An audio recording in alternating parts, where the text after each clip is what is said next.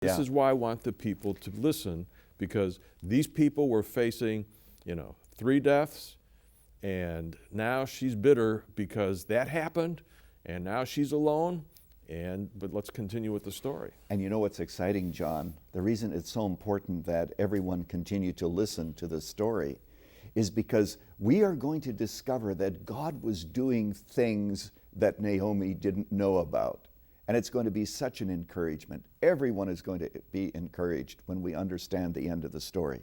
Well, Naomi comes back, and there's a lesson immediately that she learned. She said, I left full and came back hungry. Mm-hmm. What she was saying is, even though we had famine in the land when I was with my husband, at least I had him and my sons, which emphasizes, by the way, the value of family during a time of economic downturn. I mean, here she was, and she began to connect with some of her friends. Could I simply say this, that during times of financial stress, children, oftentimes grown children, have to live with their families, and I've been in countries, as I'm sure you have, where families have actually had to live together in a small apartment.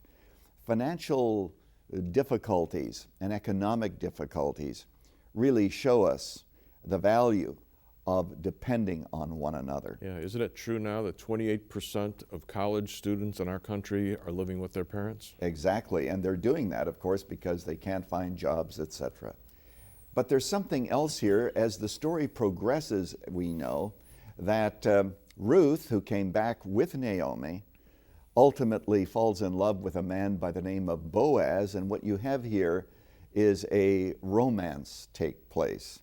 And she is out there in the fields, and she's gathering grain along with all of the men, and Boaz so sweetly tells his men, always leave a little extra for her, because he had his eye on her. Now, when you read the book, you discover there are certain cultural issues in terms of their romance.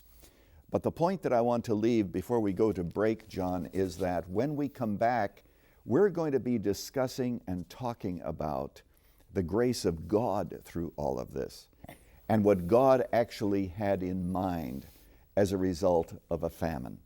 And it reminds us that for believers, indeed, all things work together for good, even unexpected tragedy and famine and hardship. God is with us the whole way, and he was with Naomi even when she didn't know it.